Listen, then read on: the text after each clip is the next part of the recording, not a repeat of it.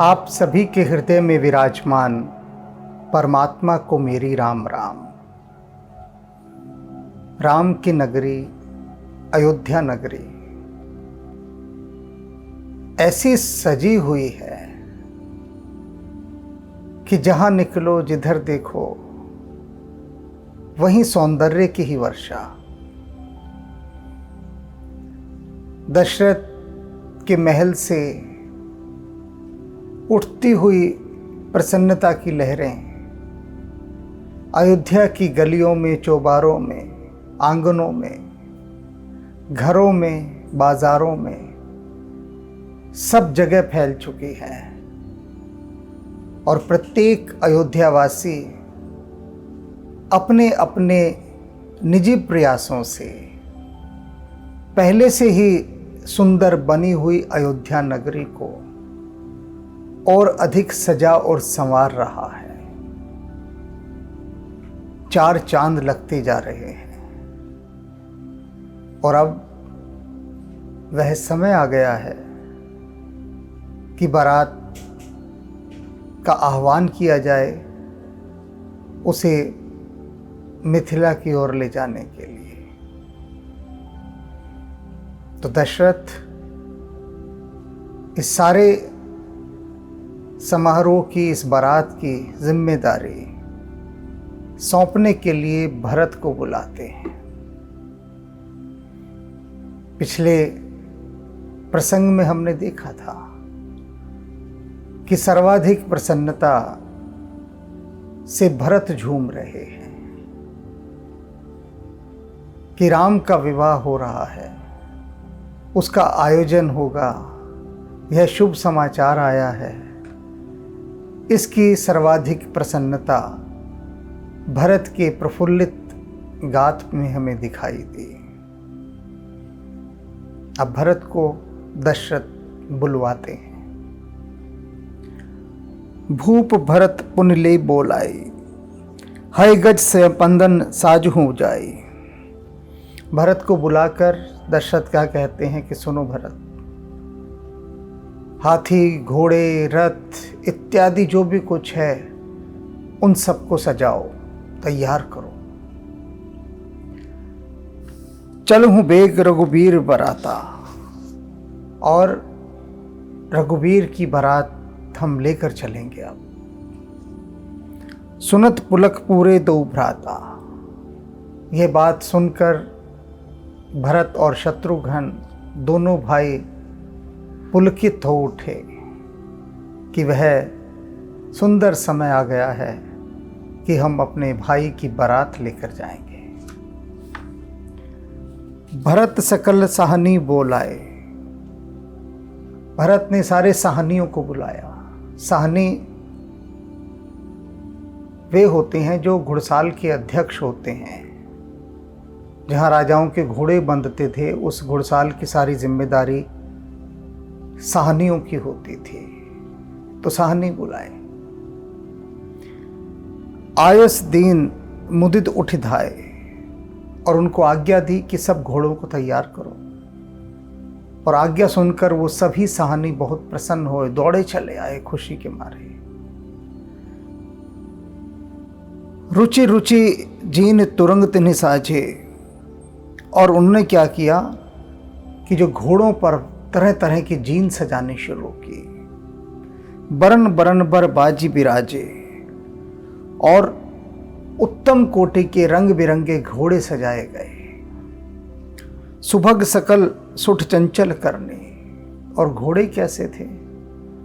बहुत ही सुंदर, और उनकी चाल बेमिसाल और शानदार। अय इव जरत धरत पग धरने। और कैसी चाल थी, जैसे कि जलती हुई धरती के ऊपर कोई पैर रख देता है। तो कैसी स्थिति होती है? पैर एकदम से उठता है ना तेजी से, अगर आप जलती हुई जमीन पर रख दें। तो बिल्कुल ऐसी घोड़ों की चाल थी कि पैर जमीन से छूता नहीं था कि फिर वापस उठ जाता था। ऐसी मस्तानी चाल उन घोड़ों की। ना न जाति ना नहीं बखाने। ऐसी प्रजातियां घोड़ों की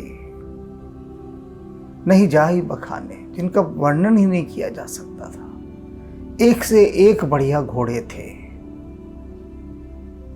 उस समय घोड़े ही किसी राजा की शक्ति और शान हुआ करते थे। घोड़ों के बल पर ही साम्राज्य समृद्ध कहलाते थे, शक्तिशाली कहलाते थे। जिसके पास जितने अधिक घुड़सवार होते थे उतना वह शक्तिशाली राष्ट्र माना जाता था। और घोड़े ही विजय दिलाने के बहुत सशक्त माध्यम होते थे आने जाने के।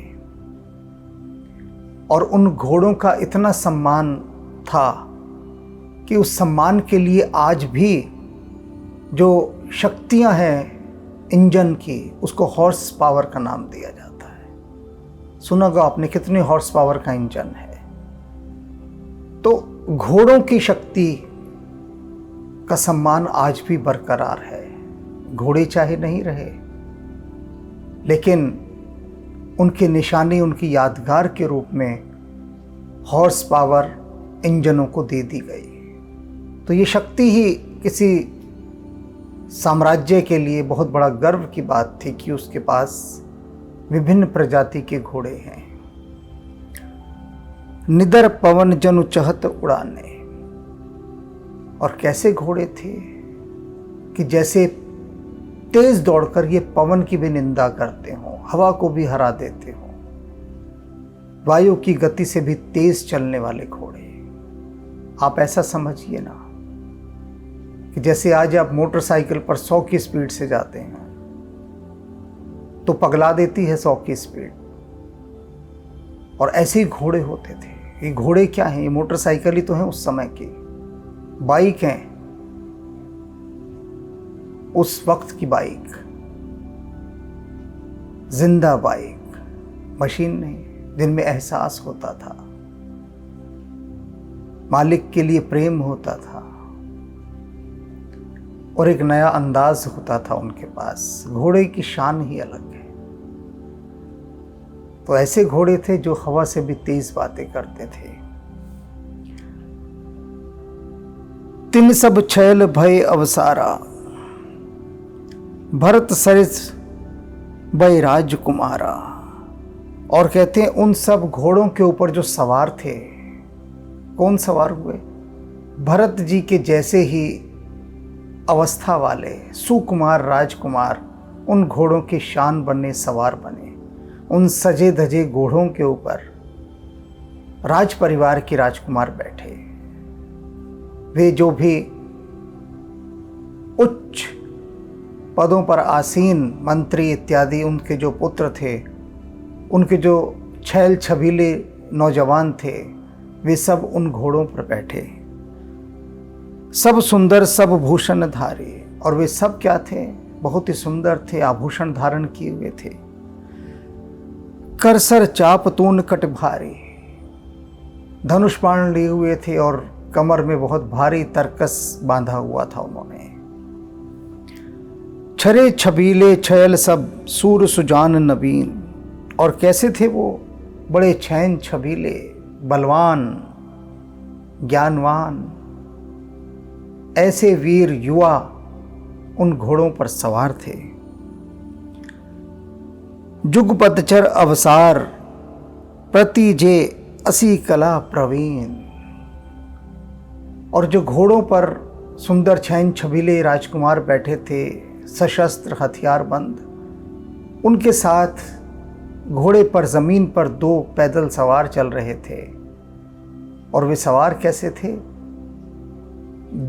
जो पैदल चल रहे थे उन घुड़सवारों के साथ, वे तलवार चलाने की कला में प्रवीण थे, बड़े श्रेष्ठ तलवारबाज थे। हर घोड़े के साथ साथ 2-2 पैदल तलवारबाज थे जो चल रहे थे।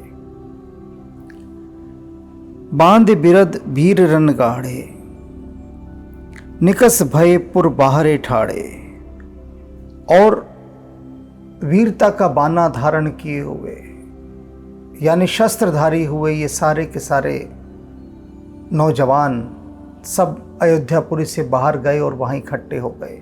नगर के बाहर सब इकट्ठे हो रहे थे कहते हैं ना बारात का असेंबलिंग पॉइंट, जहाँ असेंबल हो रही है बारात, तो ये असेंबलिंग पॉइंट है एक जगह का जहाँ सब लोग इकट्ठे हो रहे हैं जाकर।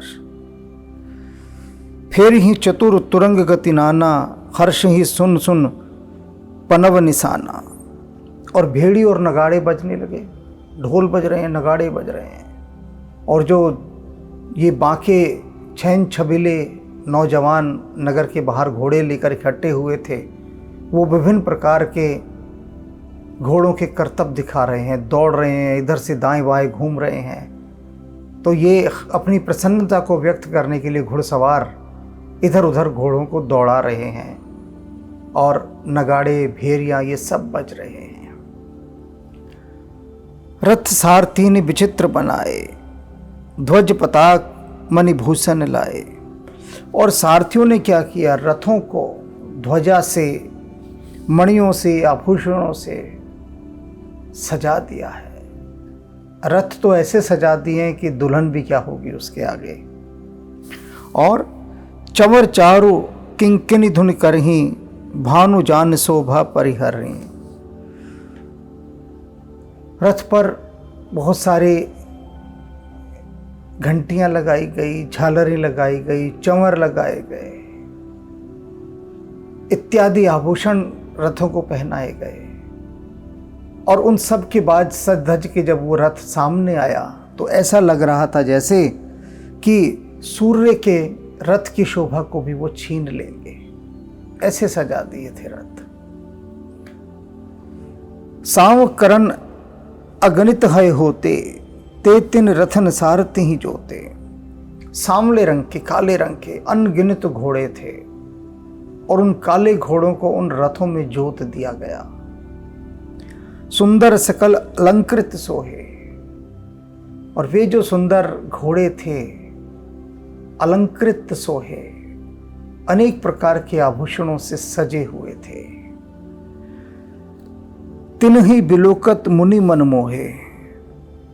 और ऐसे रथ जो इतने सुंदर काले घोड़ों से, आभूषणों से, चंवर से, कपड़ों से सुसज्जित हैं, ऐसे रथों को देखकर मुनि भी मोहित हो उठे।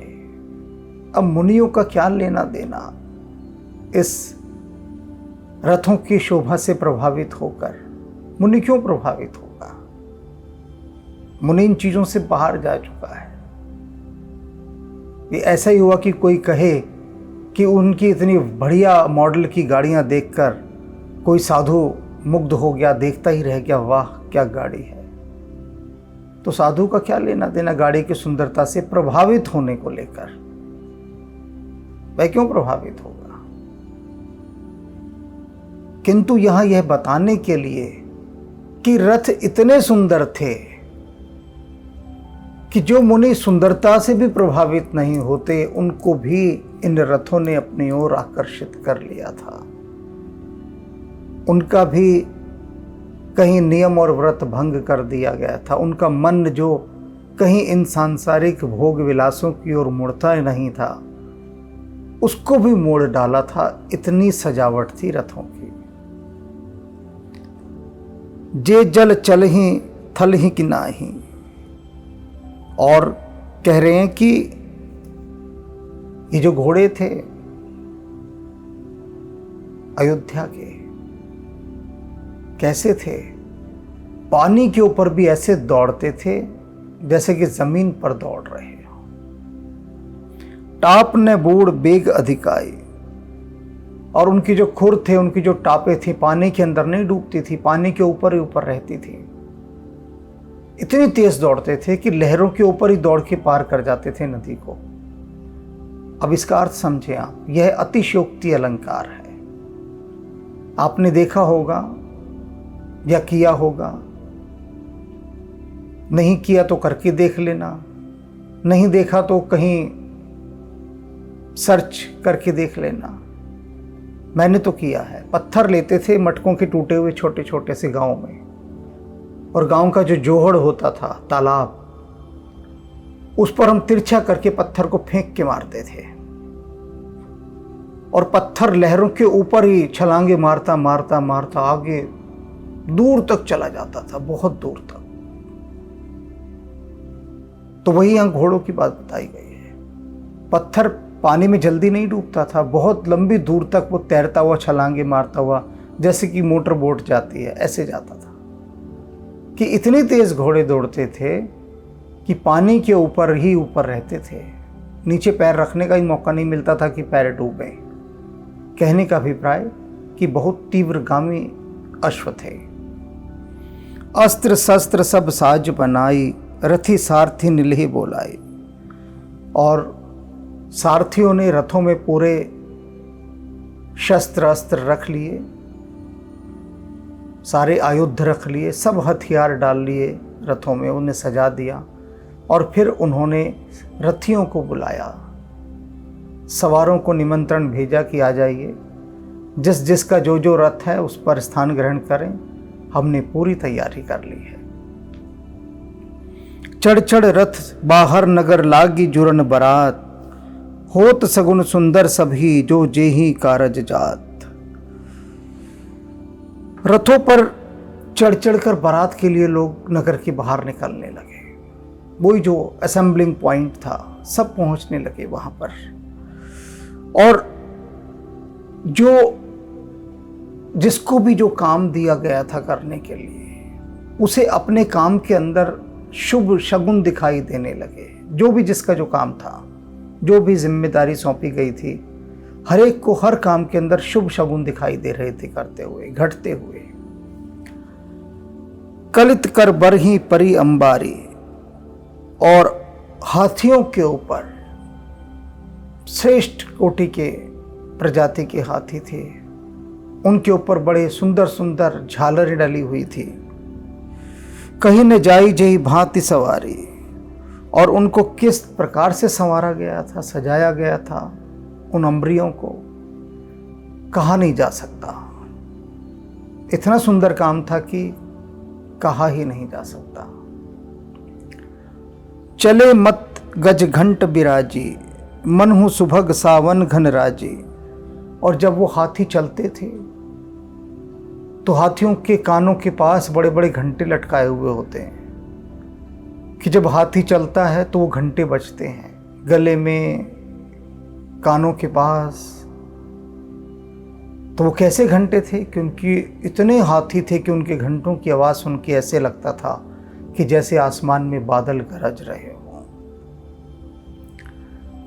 वाहन अपर अनेक विधाना, शिबिका सुभग सुखासन जाना। सुंदर सुंदर पालकियां सजाई गई थी, और उन पालकियों में बैठने के लिए सुखासन बनाए गए थे। सुखासन को समझ लीजिए कि बहुत सुंदर सुंदर अंदर सेटिंग अरेंजमेंट्स था, चेयरों का, कुर्सियों का। कुर्सी नुमा चीज़ें होती हैं पालकियों के अंदर जो बनाई जाती हैं, जिनमें बैठा जाता है। और उनके अंदर बहुत अच्छे गद्देदार आसन बनाए गए थे, तामजान कहते हैं उनको, उन पालकियों के अंदर के बैठने के जो स्थान हैं, इतने सुखद बनाए गए थे। तिन चढ़े चले विप्रवर वृंदा, और उन पर जो पालकियां थी उनमें ब्राह्मणों के समूह एक एक करके बैठने लगे। ब्राह्मणों के लिए वो पालकियां बनाई गई थी। जन तन धरे सकल श्रुति छंदा, और जब ये ब्राह्मण उन पालकियों में जा जाकर बैठ रहे थे तो तुलसीदास जी कहते हैं ऐसा लग रहा था कि जैसे वेदों के जो छंद हैं वे शरीर धारण करके आ गए हों और पालकियों में अपना स्थान ग्रहण कर रहे हों। मागध सुत बंदी गुण गायक, चले जान चढ़ी जो जेही लायक।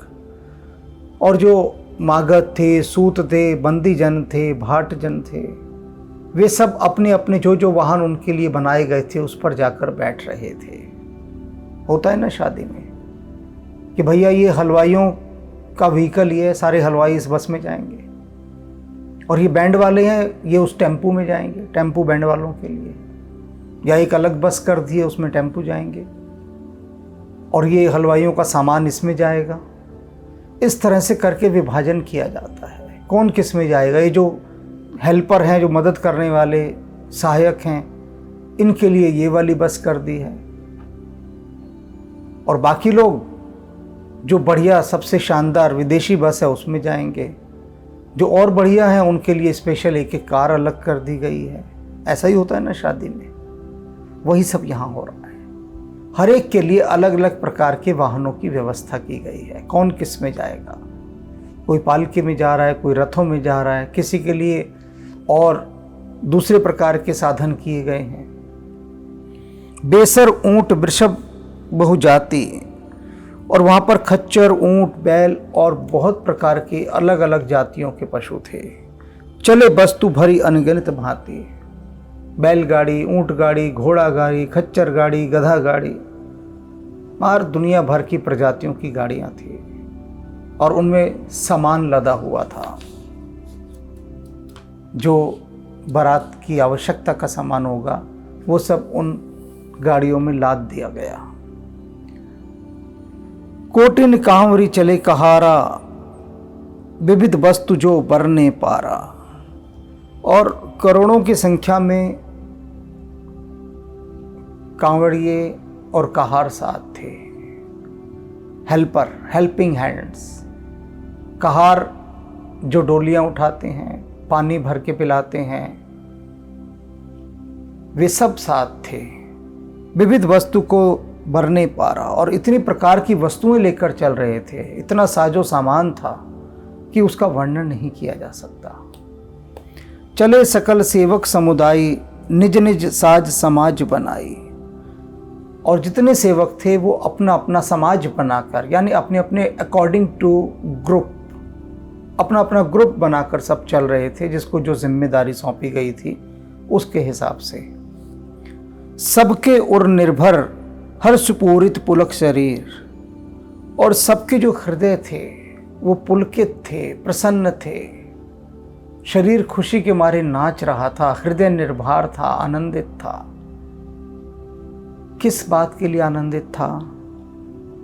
कभी दिखबे नयन भर राम लखन दोहबीर, कि कब ये हमारी बारात मिथिलापुरी पहुंचे और कब हम राम और लक्ष्मण इन दोनों वीरों के जी भर के दर्शन करें। उनके दर्शन करने की अभिलाषा में वे सब सेवक बहुत प्रसन्न होकर, रसलीन होकर अपने अपने कार्यों को पूरा कर रहे थे। गर्ज ही गज घंटा सुन घोरा, रथरव बाजी हिंस चहु ओरा, और हाथियों के गरजने की, उनके घंटों की आवाज चारों तरफ गूंज रही थी, और घोड़ों के हिनगिनाने की आवाजें, रथों का दौड़ने का स्वर, पूरा परिवेश एक आनंदमय शोर से भर चुका था। निदर घन ही घूम रही निशाना, निज पराई कुछ सुन ही न काना, और कहते हैं कि बादलों का निरादर करते हुए जो नगाड़े हैं इतनी जोर से बज रहे थे, ऐसा भयंकर शोर हो रहा था नगाड़ों के बजने से, निज पराई कुछ सुन ही न काना, कि कानों को किसी की बात ना सुनाई दे रही थी, ना अपनी ना दूसरों की, इतना शोर था। बारात में होता है ना ऐसा, मार डीजे बज रहा होता है, कान फोड़ो, कि आप किसी से बात नहीं कर सकते। शादी में कोई नाच नहीं रहा वहां पर डीजे वाला अपना फुल वॉल्यूम पे लाउड स्पीकर ऐसा लगा देता है कि 10 मिनट किसी से बात कर लो तो गला बैठ जाए, क्योंकि चीख चीख कर बात करनी पड़ती है। तो वही बात यहाँ आ रही है कि नगाड़ों का शोर इतना था, रथों का शोर, हाथियों की घंटी, घोड़ों के हिनहिनाहट, पूरे परिवेश में इतना शोर था कि कोई बात नहीं कर सकता था। अपनी ही बात नहीं सुनाई दे रही थी तो दूसरे की कहाँ से सुनाई दी, ऐसा माहौल। महाभीर भूपति के द्वारे, रज होई जाई पसान पवारे, और कहते हैं दशरथ के दरवाजे पर तो इतनी भीड़ थी, कितनी भीड़ थी कैसे बता रहे हैं वर्णन कैसे करते हैं समझाने के लिए। इतनी भीड़ थी कि वहाँ पर एक पत्थर भी अगर फेंक दो लोगों की भीड़ के बीच में, तो थोड़ी ही देर में पता लगेगा कि वो पत्थर कहीं दिखाई नहीं दे रहा। कहाँ गया भाई पत्थर? लोग खा गए क्या? नहीं, उनके कदमों के नीचे आकर उसका चूरा बन गया और धूल बन गई। इतनी भीड़ है, पत्थर भी कहाँ तक सहन करता भीड़ को। उछला गया और धूल में बदल गया। चढ़ी अटारिन देख नारी, लिए आरती मंगल थारी।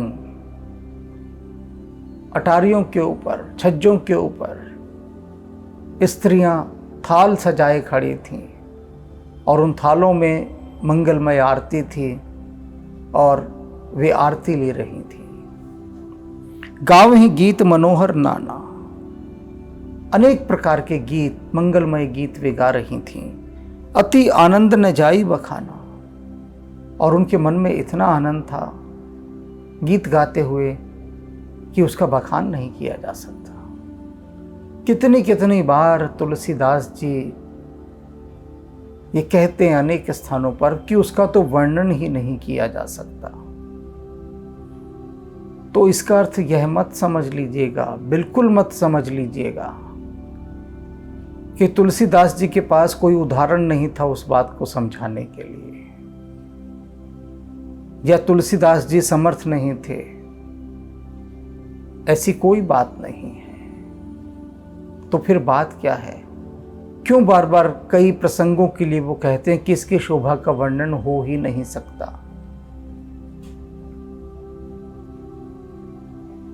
समझिए इस बात को। इसलिए कहते हैं क्योंकि उन दृश्यों को तुलसीदास जी ने स्वयं अपनी आंखों से देखा और दिखाने वाले थे हनुमान जी। अब हनुमान जी ने दिखाया, तुलसीदास जी ने देखा, ठगे से रह गए। बहुत सारी चीज़ों को तो देखकर उनको यही लगा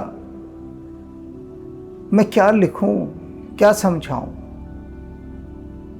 क्योंकि कुछ भी लिखने और समझाने के लिए उसके समानांतर कोई चीज़ चाहिए, कोई पैरेलल चीज़, एग्जाम्पल। तो कोई पैरेलल एग्जाम्पल, समानांतर उदाहरण चाहिए। वो कहीं मिल ही नहीं रहा तुलसीदास को। तब क्या कीजिएगा? और विवश होकर तब यही कहना पड़ा कि इसकी सुंदरता का वर्णन किया ही नहीं जा सकता। या कहीं कहीं वे कहते हैं कि माँ सरस्वती भी आ जाएं तो भी सकुचा जाएं वर्णन करने में। वे शेषनाग जो हजारों मुखों वाले हैं वे भी लजा जाएं उस सुंदरता का वर्णन करने में। क्यों? क्योंकि कोई और छोर नहीं है उस सुंदरता का। हम और आप जो सुंदरता देखते हैं वो कोई सुंदरता है? दिल बहलाने को गालिब ख्याल अच्छा है। बस थोड़ी बहुत डेकोरेशन देख ली और वाओ वाओ वाओ ये सब कर दिया, बात खत्म हो गई। ये कोई सुंदरता थोड़ी ना है। सुंदरता तो प्राचीन काल में जो गुणी जन होते थे, हुनरमंद कारीगर होते थे, वो सजाते संवारते थे चीज़ों को, दिल से बनाते थे। अब जो शादियों के पंडाल बनाते हैं, आपको क्या लगता है दिल से बनाते हैं? रेडीमेड चीज़ें बनी रखी होती हैं सारी, प्लास्टिक की या और चीज़ों की, लाई ठोका पीटा जोड़ा सजा दिया और बस नकली बनावटी बेरुखी सी साज सज्जा कर दी। बस उसमें चकाचौंध होती है। भक्ति, अध्यात्म और प्रेम, ये तीनों चीज़ें नहीं होती।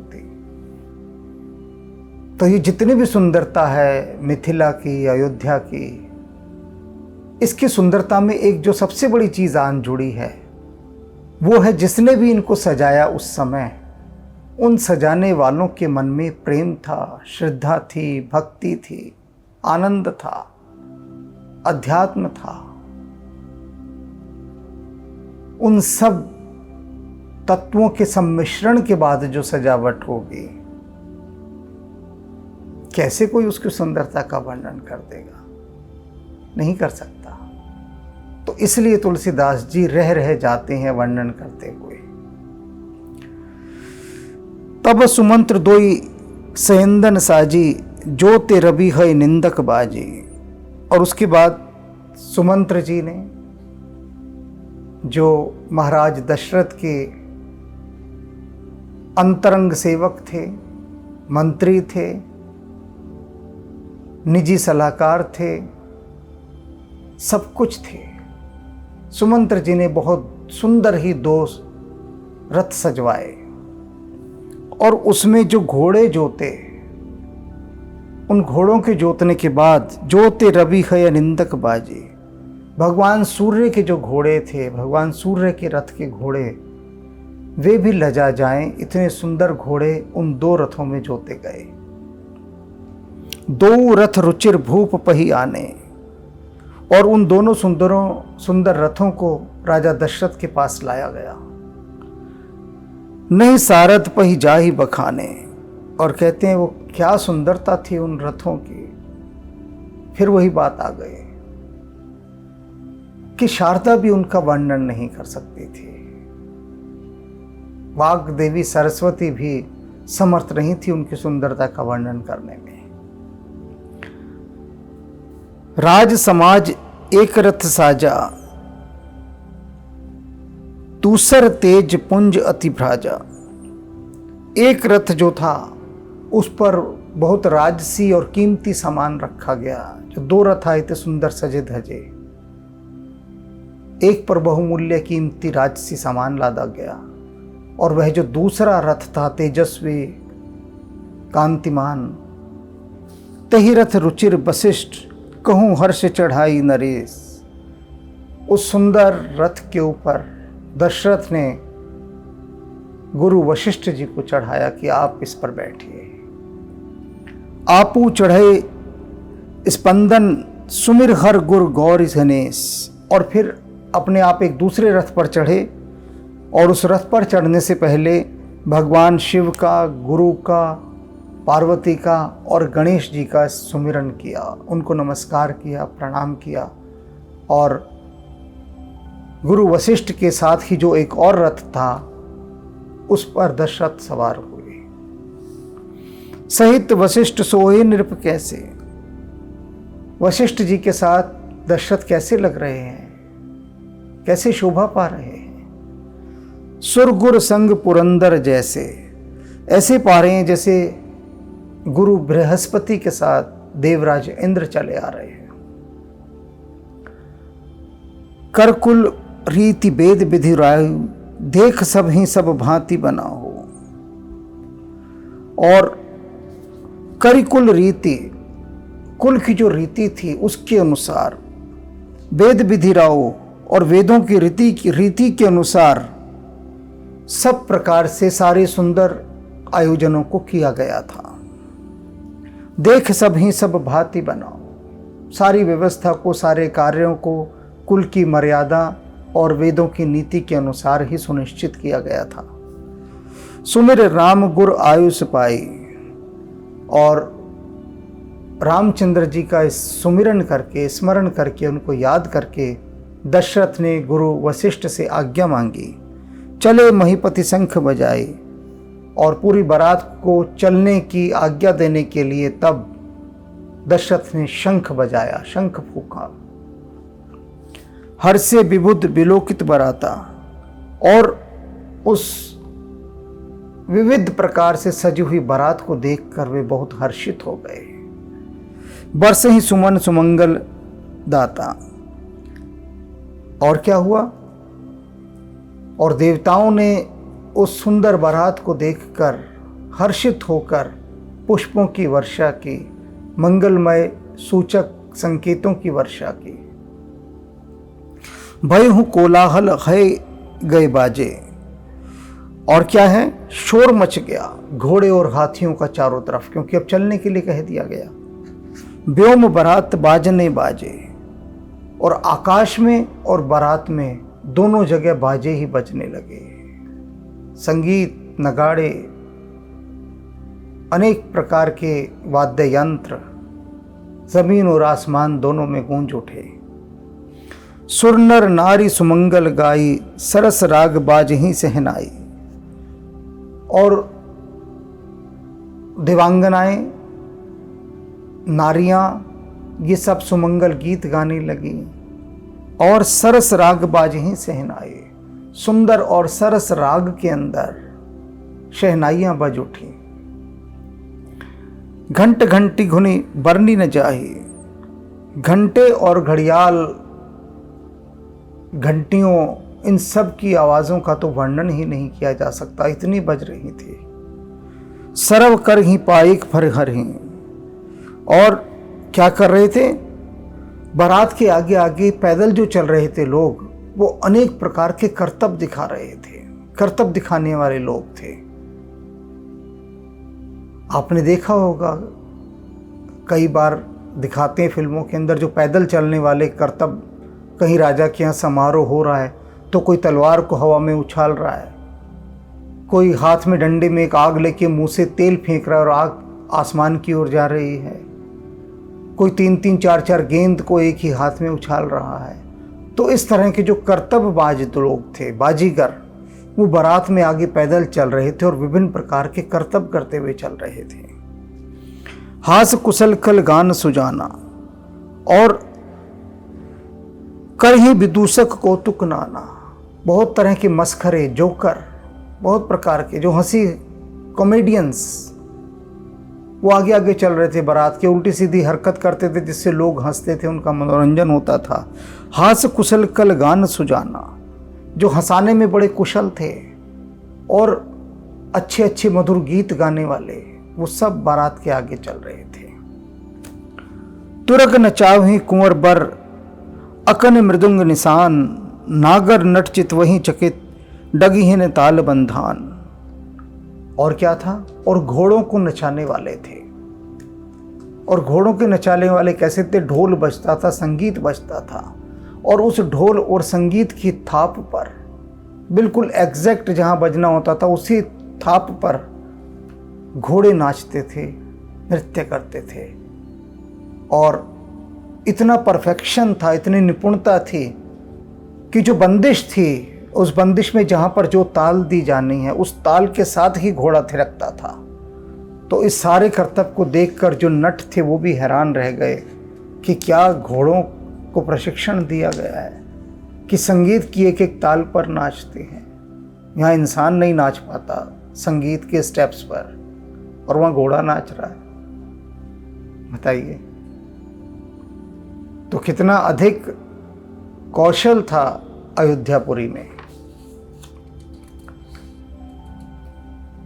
बनई ने बरनत बनी बराता, बारात ऐसी बनी थी, ऐसी सजी थी कि उसका वर्णन करते नहीं बनता। होई सगुन सुंदर शुभदाता, चारों तरफ सुंदर सुंदर शगुनों की वर्षा हो रही थी। शुभ शगुन, चारा चाशु बाम दिस लेही, मनहु सकल मंगल कही देही। और कहते जो नीलकंठ पक्षी था वो बाईं ओर के वृक्षों में चारा खा रहा था। अब ये क्या बता रहे हैं कि जो शुभ संकेत होते हैं, शुभ शगुन, वो कैसे होते हैं। प्रत्येक प्रकृति में घटती हुई घटनाओं के संकेत होते हैं। प्रकृति हमें बता देती है कि इन संकेतों के माध्यम से अब कुछ अच्छा होने वाला है आगे, और जो ये संकेत हैं इनसे कुछ बुरा होने वाला है। तो जो शगुन और अपशगुन है, इनकी भाषा जिसको पढ़नी आती है वह समझ जाता है कि अब जो समय है वो ठीक आने आ रहा है या नहीं आ रहा, कहीं गड़बड़ होने वाली है क्या। तो ये शगुन अपशगुन सब समझा जाते हैं। तो कहते क्या है कि नीलकंठ जो पक्षी था वो बाईं दिशा से चारा ले रहा था, और मानो सारे मंगल की सूचना वो दे रहा हो। ये पहला शगुन। दूसरा शगुन, दाहिन काग सुखेत सुहावा, और जो कौवे थे वो दाईं दिशा के खेतों में सुखपूर्वक विचर रहे थे, शोभा पा रहे थे। नकुल दरस सब काहू पावा, और सब लोगों ने नेवलों के दर्शन किए। नेवले का दर्शन बहुत शुभ माना जाता है, तो सबको नेवला दिखाई दे रहा है, एक को नहीं सभी को। नेवले निकल निकल कर आ गए अपने अपने बिलों से। तो ये समझ में आ गया सबको कि बड़ा शुभ शगुन है। सानुकूल बह त्रिविध बयारी, और वह जो सदा अनुकूल रहने वाली त्रिविध बयार थी, पवन थी, वह बहने लगी। सघट सबाल आव बर नारी, और जो श्रेष्ठ सुहागने थी वे घड़े भर के आती हुई दिखाई दे रही थी, और उनके साथ उनकी बगल में बच्चे थे। ये भी शुभ शगुन। लोवा फिर दर्श दिखावा, और क्या था, जो लोमड़ी थी वो बार बार आके अपने दर्शन दे रही थी, सबको दिखा रही थी। सुरभ सन्मुख शिशुही पीवावा, और गाय अपने अपने बछड़ों को दूध पिला रही थी। मृगमाल फिर दाहिनी आई, और जो हिरणों का दल था वो दौड़ता हुआ जाता था, बाईं तरफ से लेकर यू टर्न लेता था दाहिनी हाथ की तरफ, और फिर मुड़कर आता था। तो ये शुभ शगुन। मंगल गण जनुदीन ही दिखाई, और मानो ये सभी मंगल जो हैं शगुन सबको अपना अपना रूप दिखा रहे थे, आकर स्वयं घूम घूम कर। छेम करी कह छेम विशेषी, और सफेद सिर वाली चील वो मंडरा रही थी, जो कि शुभ का शगुन मानी जाती है। श्यामा बाम सुतरु पर देखी, और जो श्यामा है चिड़िया वो सुतरु सुंदर सुंदर वृक्षों पर दिखाई देने लगी। सन्मुख आयु दधि दुर अरुमीना, कर पुस्तक दुई विप्र प्रवीणा, और दो ब्राह्मण हाथ में पुस्तक लेकर आते हुए दिखाई देने लगे। दही के शगुन होने लगे। मंगलमय कल्याणमय अभिमत फल दातार, जनु सब साचे होन हित भय सगुन एक बार। कहते जितने भी मंगलमय कल्याणमय और मनोवांछित फल देने वाले जितने भी शगुन थे, इन सभी प्रकार के शगुनों में एक होड़ लग गई थी कि भगवान राम के विवाह हेतु चली इस बारात में जाकर हमें सबको स्वयं को दिखाना है, प्रकट करना है कि सारे शुभ शगुन घटने हैं वहाँ पर। तो सारे शगुनों ने जैसे एक सलाह मिलाई हो और सभी जा जाके अपना रूप वहाँ दिखाने लगे उस सारी बारात को। मंगल सगुन सुगम सब ताके, सब लोगों ने उन मंगलमय शगुनों को देखा। सगुन ब्रह्म सुंदर सुत जाके, और कह रहे हैं कि स्वयं वे जो परमात्मा हैं ब्रह्म, वे जहां पर पुत्र रूप में जन्मे हैं, सगुन ब्रह्म सुंदर सुत जाके, मंगलमय शगुन वहां पर भला क्यों ना आएंगे। दशरथ के पुत्र के रूप में परमात्मा स्वयं अवतरित हुआ। उस स्थान पर यदि शगुन नहीं जाएंगे तो और कहां जाएंगे। वहां तो उनको आना ही आना होगा, अपनी उपस्थिति दर्ज करानी ही होगी। राम सरिख बर दुल्हनी सीता, समधि दशरथ जनक पुनीता। कहते जहां पर कि राम जैसा दूल्हा हो, वर हो, सीता जैसी दुल्हनियां हो, और दशरथ जैसा समधि हो, और जो जनक हैं उन जैसा पवित्र राजा हो, ये दोनों हो, ये सारे संकेत हो। वहां भी शगुन न जाएंगे क्या? और शगुन कहाँ होंगे? वहां नहीं होंगे तो सारे शगुन वहां पर इकट्ठे हो चुके हैं, जितने भी प्रकार के थे। सुन अस ब्याहु सगुन सब नाचे, इस विवाह का समाचार सुनकर सारे शगुन नाच उठे हैं।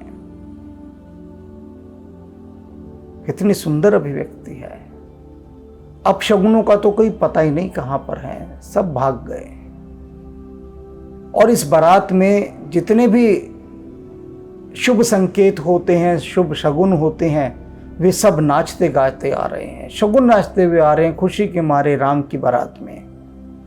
अब कीहने ब्रंच हम साचे, और क्या कह रहे हैं कि अब विधाता ने हमको सच्चा कर दिया है, हमें यहां आने की अनुमति मिल गई राम की बारात में। और इससे बड़ा शुभ कार्य और क्या होगा। शगुनों का एक दायित्व तो होता है, उनके ऊपर एक जिम्मेदारी सौंपी है विधाता ने कि भाई सुनो, तुम सब शगुन हो, कहीं पर भी अगर कुछ अच्छा होने जा रहा होगा ना, तो तुमको वहां जाके अपने आप को लोगों को दिखाना है। ये शगुन का काम है। और यही काम अपशगुनों का भी है कि यदि कुछ बुरा होने वाला है तो दोनों को दायित्व दे दिए गए हैं, ड्यूटियां सौंप दी गई हैं। दोनों की ड्यूटी है, जॉब है उनकी, शगुन और अपशगुन की, कि तुम अपने अपने हिसाब से जाके अपना काम करोगे। तो अब सारे शगुन क्या कह रहे हैं कि राम का विवाह होने वाला है, तो हमें तो आदेश है ब्रह्मा का कि जहां शुभ काम हो वहां तुम्हें पहले पहुंचना चाहिए। तो इससे बड़ा शुभ काम और क्या होगा कि सीता और राम का विवाह होने वाला है। तो सारे शगुन नाचते गाते हुए उस बारात में सम्मिलित हो गए। यह विधि कीनी बारात पयाना, और इस तरह से इस विधि के अनुसार सारी बारात ने प्रस्थान किया।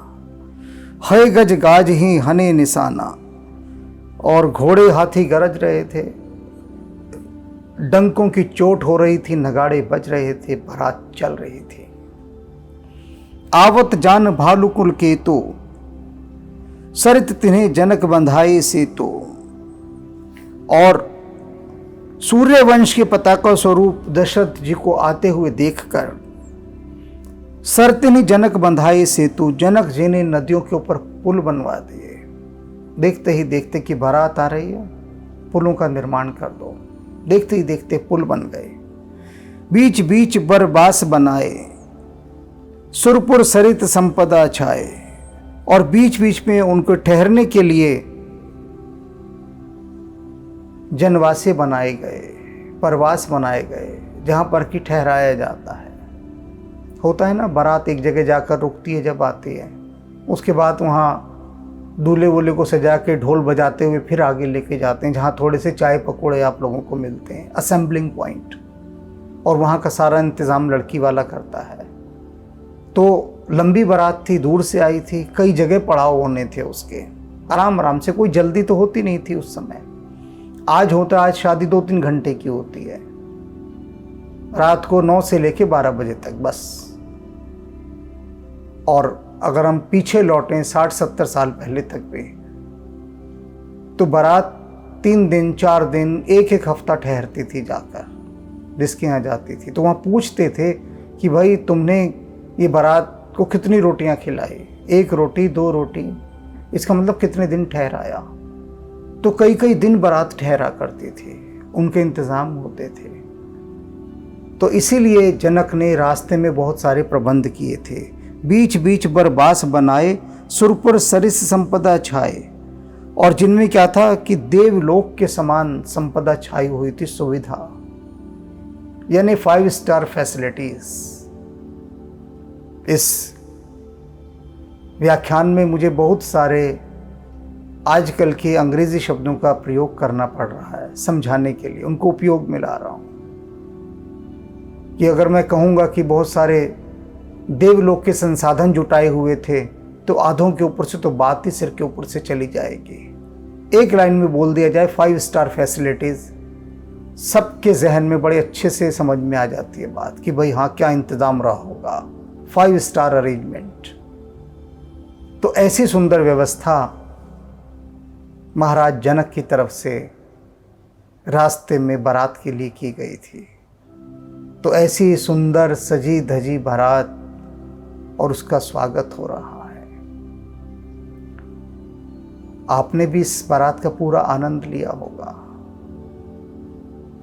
सोचा होगा कि क्या राजसी वैभव के साथ शाही शानो शौकत के साथ ये बारात चल रही है, कैसा दृश्य है। सारा भी वर्णन किया तुलसीदास जी ने। तो आप सौभाग्यशाली हैं कि इस समय आप राम की बारात के बाराती हैं। ऐसे मत निकल जाइएगा कहीं भी पतली गली से, ये मत सोच के कि ये क्या है, ये तो बस शादी वादी का वर्णन हो रहा है, क्या करें। ये शादी वादी नहीं है, ये राम की बारात है। यूं ही कोई शादी और वादी नहीं है, राम की बारात है। और आप राम की बारात के बाराती हो जाएंगे इस समय, तो उसी काल में पहुंच जाएंगे, वही सुख मिलेगा। स्वयं को सौभाग्यशाली कहिएगा, अपने हृदय को समझाइएगा, बुद्धि को कहिएगा कि देख तेरी किस्मत देख, हजारों साल बाद भी आज तू उसी युग में पहुंचकर राम का बाराती बन गया है। तो सराह अपने सौभाग्य को कि तुझे हम राम की बारात में ले जा रहे हैं। मन तो करेगा कि बंद करो इस राम की बारात को, ये घोड़े खच्चर पाल की और ये सब क्या अंट संट बातें सब बंद करो और लगाओ न्यूज़ चैनल। देखिए इसने इसको मार डाला, इसने लूट डाला, यह कर डाला। मन वहां पर भगाएगा तुमको, उन घिसी पिटी पत्रकारिता में, अभद्र ढंग की। तो मन मुंह जोर घोड़ा है, लगाम अपने हाथ में रखिए और उस घोड़े से कहिए कि भाई तेरे भी जाति के बहुत सारे घोड़े राम जी की बारात में चल रहे हैं, चल। और उस घोड़े की पीठ पर सवार हो जाइएगा। डटे रहिए, समझ गए ना आप।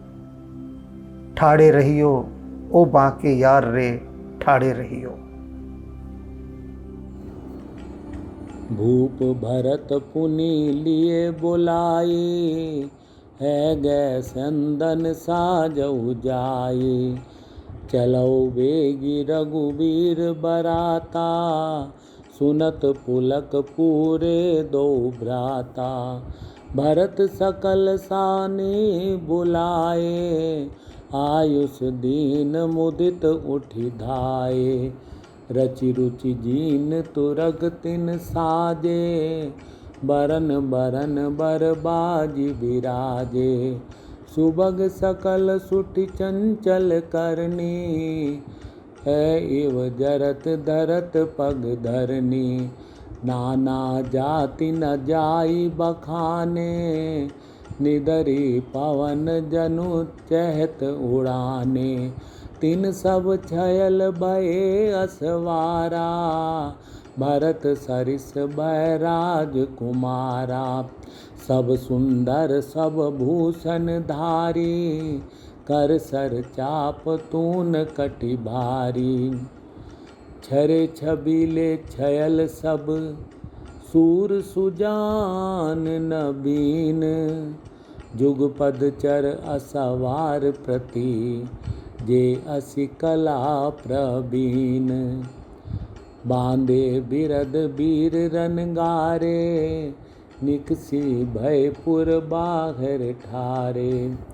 फेरई चतुर तुरग कति नाना, हर सही सुनि सुनि पनव निशाना। रथ सारथिन विचित्र बनाए, ध्वज पताक मणि भूषण लाए। चवर चारु किन किन धुनि करही, भानु जान शोभा अपहरही। साव करण अगणित है तोते, ते तिन रथन सारथिन जोते। सुंदर सकल अलंकृत सोहे, जिनहि विलोकत मुनि मन मोहे। जे जल चलहि थलहि की नाई, ताप न बूर बेग अधिकाई। अस्त्र शस्त्र सब साज बनाई, रथि सारथिन लिए बोलाई। चढ़ी चढ़ी रथ बहर नगर, लागी जुरन बरात। होत सगुन सुंदर सबही, जो जेहि कारज जात। कलित करी वर्णी परि आबारी, कही न जाहि जेहि भांति सवारी। चले मत गज घंट बिराजी, मनहु सुबग सावन घन राजी। वाहन अपर अनेक विदाना, शिबिका सुबग सुखासन जाना। तिन चरि चले वृप बर वृंदा, जनु तनु धरे सकल श्रुति छंदा। मागध सूद बांधि गुण गायक, चले जान चढ़ी जो जेहि लायक। बेसर ऊंट वृषभ बहु जाति, चले वस्तु बरि अगणित भांति। कोटिन कांवरि चले कहारा, विविध वस्तु को बरने पारा। चले सकल सेवक समुदायी, निज निज साज समाज बनाई। सबके उर निर्भर हर्षु, पूरित पुलक शरीर। कबहि देखिबे नयन भरी, राम लखन दो वीर। गरजय गज घंटा धुनि घोरा, रथ रव बाज हिंस चहु ओरा। निर्दरि घनहि धूम्रहि निशाना, निज पराई कछु सुनय न काना। महावीर भूपति के द्वारे, रज होई जाई पसान पबारे। चढ़ी अटारिन देखई नारी, लिए आरती मंगल थारी। गावई गीत मनोहर नाना, अति आनंद न जाई बखाना। तब सुमंत्र दुई सयंदन साजी, जो ते रवि है निंदक बाजी। दोऊ रथ रुचिर भूप पई आने, नहीं सारद पई जाई बखाने। राज समाज एक रथ साजा, दूसर तेज पुंज अति ब्राजा। तेहि रथ रुचिर विशिष्ट कहूँ, हर्षि चढ़ाई नरेश। आप चढ़े सयंदन सुमिरे, हर गुर गौरी गणेश। सहित विशिष्ट सो नृप कैसे, सुर गुरु संग पुरंदर जैसे। करिकुल रीति वेद विदिराऊ, देखि सबई सब भांति बनाऊ। सुमिर राम गुर आयुष पाई, चले महिपति शंख बजाई। हर से विबुध विलोकी बराता, बरसई सुमन सुमंगल दाता। भयो कोलाहल है गए गाजे, व्योम बरात बाजने बाजे। सुर नर नारी सुमंगल गाई, सरस राग बाजई सहनाई। घंट घंटी धुनि बरनि न जाई, सरब करहि पाइक फहराई। करहि विदूषक कौतुक नाना, हास कुशल कल गान सुजाना। तुरग नचावै कुंवर बर, अकनि मृदंग निशान। नागर नट चितवै चकित, डगाई न ताल बदान। बनई न बरनत बनी बराता, होई सगुन सुंदर शुभदाता। चारा चासु बाम दिस लेई, मनहु सकल मंगल कई देई। दाहिन काग सुखेत सुहावा, नकुल दरस सब काहू पावा। सानुकूल बै त्रिविध बयारी, सगट सबाल आव बर नारी। लोभा फिर दरस दिखावा, सुरभि सन्मुख शिशुहि पियावा। मृगमाला फिर दाहिनी आई, मंगल गण जनु दीन दिखाई। क्षेम करी कै क्षेम विशेषी, श्यामा बाम सुतरु पर देखी। सन्मुख आयो दधि अरु मीना, कर पुस्तक दुहि ब्रेप प्रवीणा। मंगलमय कल्याणमय अभिमत फल दातार, जन सब साचे होन हित, भय सगुन एक बार।